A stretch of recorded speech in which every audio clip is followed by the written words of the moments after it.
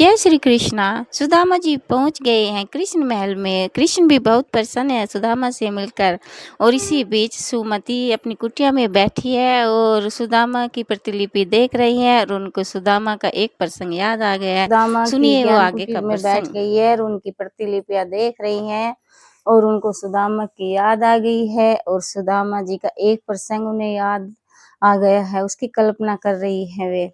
सुनिए आगे कथा वे क्या कहती है, जिसमें वे श्री कृष्ण सांदीपनी आश्रम में जब सुदामा जी विद्यार्थी थे तो उसी समय कृष्ण और सुदामा वहां आए और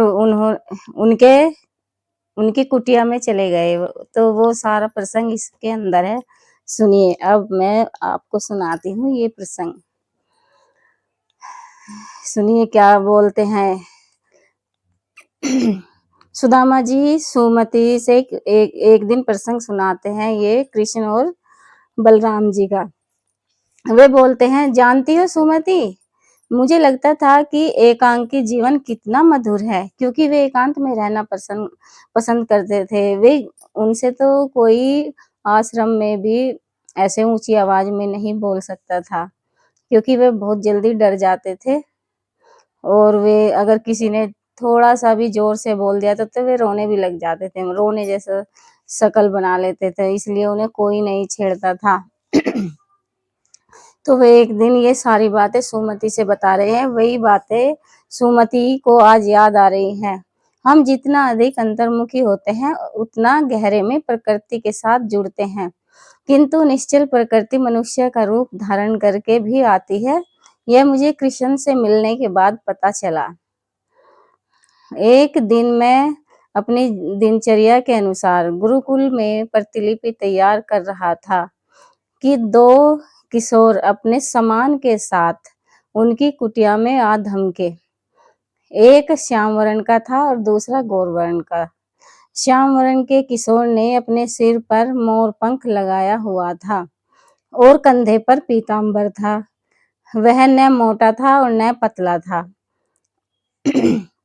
गौर वर्ण का किशोर कुछ मोटा था, किंतु शारीरिक गठन से पता चल रहा था कि वह उसके अंदर शारीरिक बल है और खाता पीता है।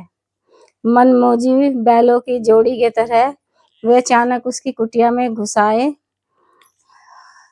और अपना सामान रखकर ऐसे बैठ गए जैसे वह कुटिया सदियों से उनकी हो। बलराम और कृष्ण कुटिया में ऐसे बैठ गए जैसे ये कुटिया सदियों से उनकी हो। ए मोरपंखी, सुदामा ने कहा। ए मोरपंखी, तुम कौन हो? सुदामा ने अपनी कुटिया में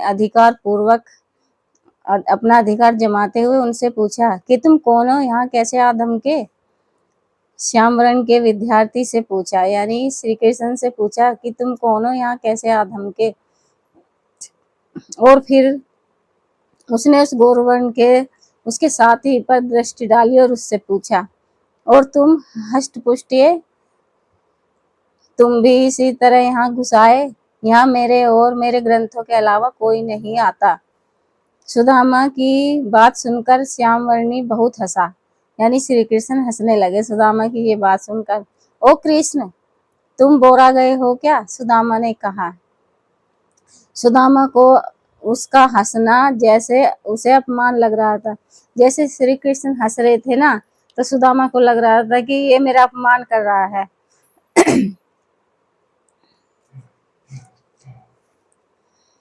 सुदामा की इस बात को सुनकर तो वह पेट पकड़कर हंसने लगे। हमें तो बताया गया था कि तुम मनमोजी बाबा हो, तुम किसी से बात नहीं करते, श्री कृष्ण बोल रहे। गौरवर्णी ने सुदामा के कंधे पर ऐसे हाथ जमाते हुए कहा, अच्छा यह बताओ कि तुम मेरे भाई का नाम कैसे जानते हो? सुदामा ने कहा कि मुझे तो नहीं पता तुम्हारे भाई का नाम। क्यों, तुमने अभी तो कहा ओ कृष्ण। मुझे नहीं पता कि यह मोरपंखी तुम्हारा भाई है और मुझे इसका नाम भी नहीं पता। सुदामा ने देखा कि वह मोरपंखी उनकी कुटिया में अपने पैर पर पैर रखकर बैठ गया है और बैठकर पीछे को लेट गया है पैर पे पैर रख के।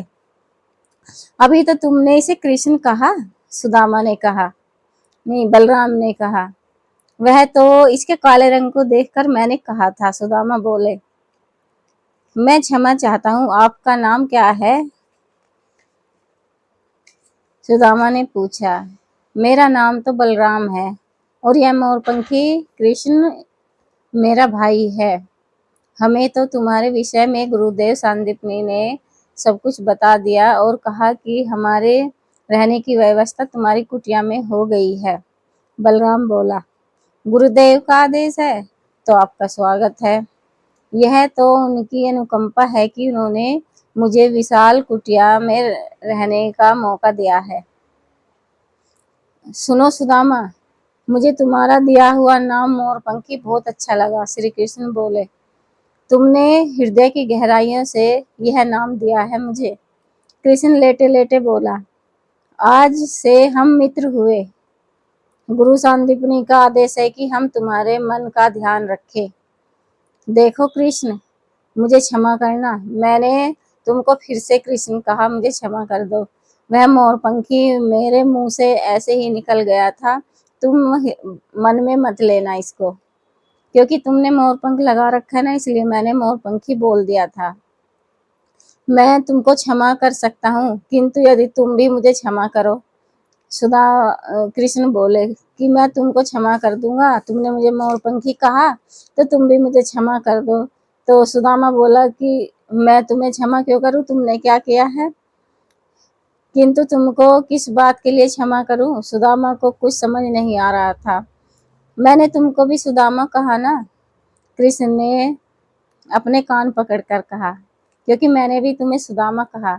सुदामा सुदामा बोले, मेरा नाम ही सुदामा है, इसलिए तुमने मुझे सुदामा कहा। तो फिर कृष्ण भी मेरा नाम है। कृष्ण सुदामा से अधिक हंसा। सुदामा मेरा नाम है। पहले तो सुदामा हंसा कि ये तो मेरा नाम है, हंसकर बोला। तो फिर कृष्ण भी हंसकर बोला कि कृष्ण भी मेरा नाम है। अरे काना, ये सुदामा तो हंसता भी है यार, वो बलराम बोला। हमें तो बताया गया था कि वह बोलता है ना हंसता है। सुदामा तत्काल ऐसे ही फिर से उदास हो गया, जैसे उसकी चोरी पकड़ी गई हो। दाऊ, कृष्ण बोला। हे दाऊ, कृष्ण ने अपने माथे पर हाथ मारा। आप बोलने से पहले कुछ तो सोच लिया करो। किसी तरह तो सुदामा हंसा था, फिर तुमने उसको टोक दिया। देखो सुदामा, अब जब तुम्हें हमारे साथ रहना है तो तुम यह बात समझ लो कि यदि मैं किसी को हंसते हुए देखता हूँ तो फिर उसे हंसाने के लिए मैं हंसते हुए देखता हूँ तो मुझे बहुत अच्छा लगता है। अगर कोई नहीं हंसता है तो मुझे हंसाने के लिए मेरे पास एक औषधि है, जो हंसने का रामबाण इलाज है। बलराम बोला। कृष्ण, मैं दे दूं क्या इसे, वो रामबाण औषधि? अरे छोड़, ये हंस कर थक जाएगा। कृष्ण की बात सुनकर सुदामा के भीतर से उठती हंसी उसके होठों तक आते आते मंद मुस्कान बनकर रह गई। थोड़ा सा मुस्कुराया तो है, बलराम बोला और देखकर गंभीर स्वर में बोले। हे देव, सुदामा हंस भी दो अब।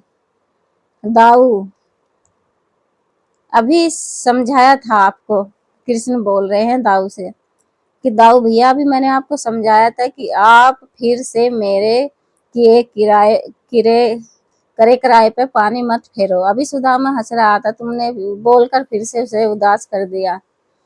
ऐसा ऐसा कर श्याम, तू इसे रामबाण औषधि दे ही दे, बलराम बोल रहा है। उन्होंने सुदामा को बलराम अपने स्थान से उठे और सुदामा को दबोच लिया।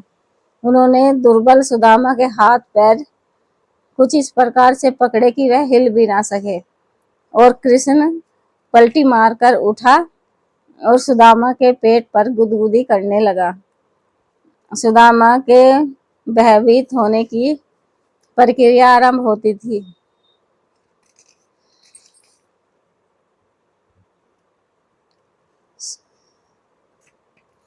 पहले इससे सुदामा भयभीत होने लगता था।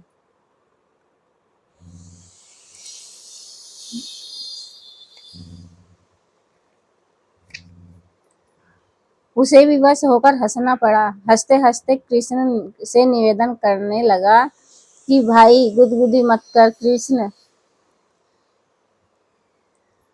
अब से मैं तुम्हारे सामने उदास नहीं रहूंगा। अच्छा, अब यह बताओ सुदामा कि जब हम तुम्हारी कुटिया में आए तो हमें देखकर तुम्हें कैसा लगा? क्या बुरा लगा था? बलराम बोला। तो सुदामा के द्वारा जो वे प्रतिलिपि तैयार की थी उसे देखते हुए पूछ रहे थे। सुदामा बोला, मुझे तो ऐसा लगा जैसे कोई बैलों की जोड़ी मटर के खेत में घुस गई हो।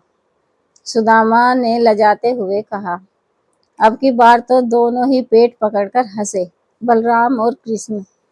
जैसे ही सुदामा ने ये कहा कि जब तुम आए मुझे ऐसा लगा जैसे कोई बैलों की जोड़ी मटर के खेत में घुस गई हो, तो वे दोनों पेट पकड़कर हंसने लगे।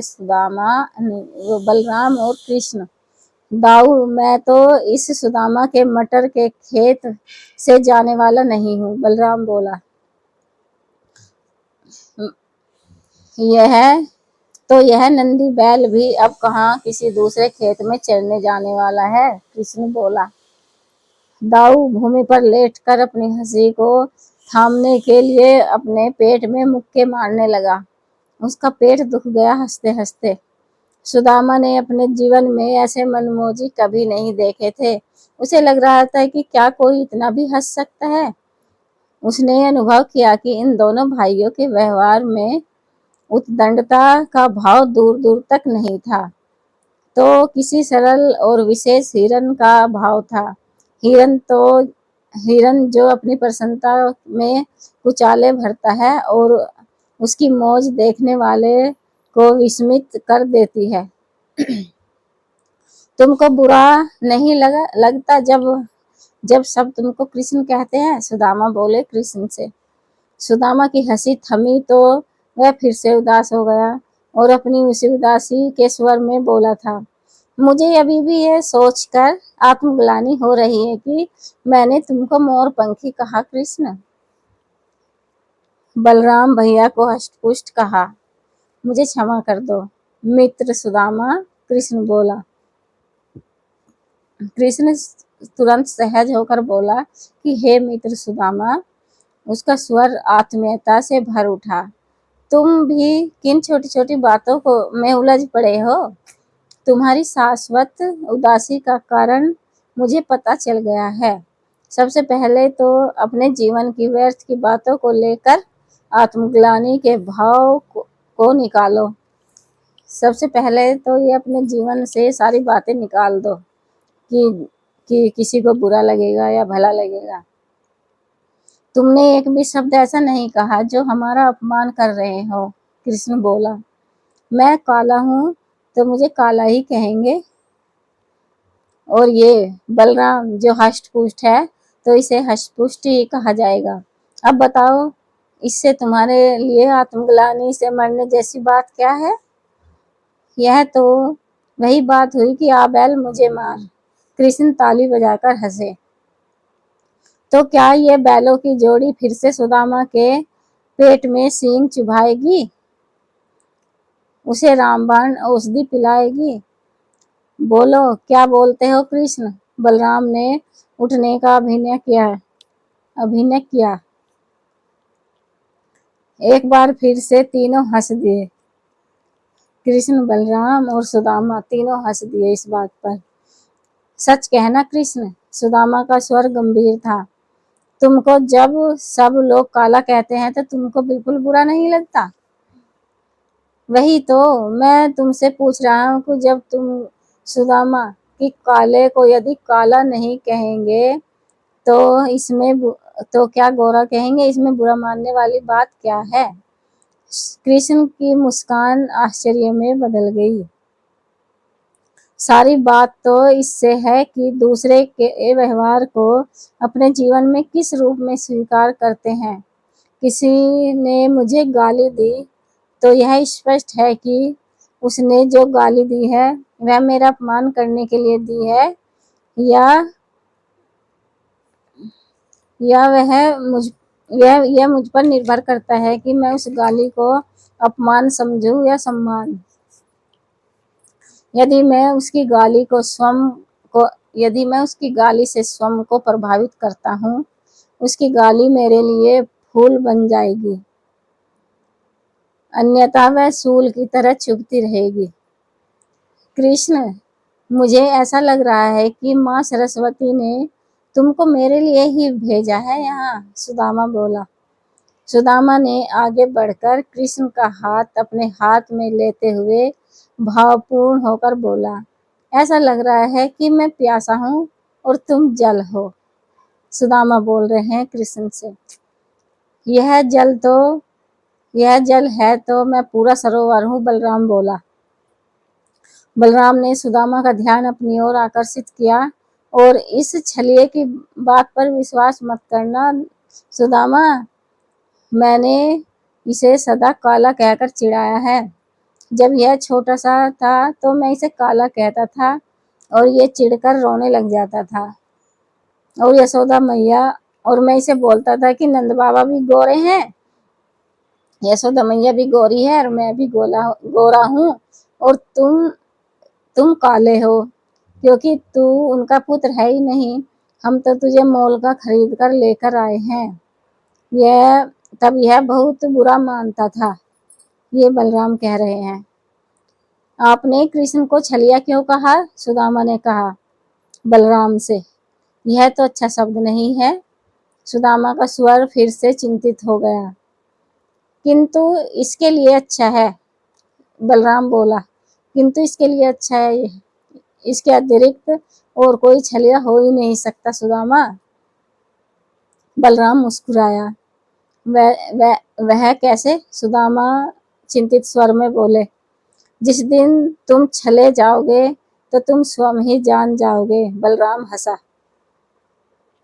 बलराम की हंसी सुदामा को डरा गई। सुदामा का मुंह खुला का खुला रह गया। कैसे जीव हैं ये? मैं इनका अपमान कर रहा था और ये मेरा सम्मान कर रहे हैं। आपने सुदामा को फिर से डरा दिया दाऊ भैया, कृष्ण बोले। क्या तुम अंतर्यामी हो कृष्ण? सुदामा ने कहा। सुदामा के मुंह से अचानक निकला, नहीं तो, कृष्ण ने भवें तिरछी करते हुए कहा। तो फिर तुम्हें कैसे पता चल गया कि मैं डर गया हूँ?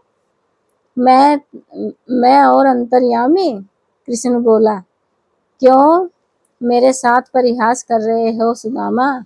कृष्ण ने अपनी बहुएं सुदामा की ओर तिरछी की। मैं तुमको एक और नाम देता हूँ अंतर्यामी, सुदामा ने कहा और मुस्कुरा दिए। पहले से ही इसके इतने नाम हैं भाई, बलराम बोला। सुदामा, जो तुम उसमें एक नाम और जोड़ रहे हो, बलराम ने कहा। इसके नाम बहुत सारे हैं, बलराम हंसे। इसका नाम कृष्ण है, श्याम है, कान्हा है, कन्हैया है, बाके बिहारी है, गोपाल है, माखन चोर है, चित चोर है, छलिया है, मुरलीधर है, मोहन है और एक नाम तुमने भी जोड़ दिया, अंतर्यामी। इस पर तो दो नाम तुमने ही जोड़ डाले हैं, एक मोरपंखी और एक अंतर्यामी। वैसे कृष्ण को मित्र और बंधु बांधव भी इतने अधिक नामों से पुकारते हैं कि तुम किसी का भी नाम बोल दो तो इसे लगता है, कृष्ण को लगता है कि ये मुझे ही पुकार रहा है। बलराम की बात सुनकर सुदामा बहुत हंसा और हंसते हंसते रो पड़ा। कृष्ण ने आगे बढ़कर उसे अपने गले से लगा लिया। जब वो रोने लगा। इसे क्या हुआ? बलराम बोला। अभी तो ये ठीक था। कृष्ण ने बलराम को संकेत से चुप रहने के लिए कहा कि बलराम भैया तुम चुप रहो। कृष्ण ने ऐसे प्रभावशाली संकेतों की उपेक्षा नहीं कृष्ण के ऐसे संकेतों की बलराम उपेक्षा नहीं कर पाते, वे तुरंत चुप हो गए। जब सुदामा का बहुत समय से ठहरा हुआ रोना बंद हो गया, तब कृष्ण ने बलराम को संकेत से बुलाया और बलराम को कहा कि इसे तू भी गले लगा ले। फिर बलराम ने भी सुदामा को अपने गले से लगा लिया। अपने माता पिता और गुरु सांदीपनि के अतिरिक्त सुदामा कभी किसी के गले नहीं लगे थे, कभी किसी के हृदय से नहीं लगे थे।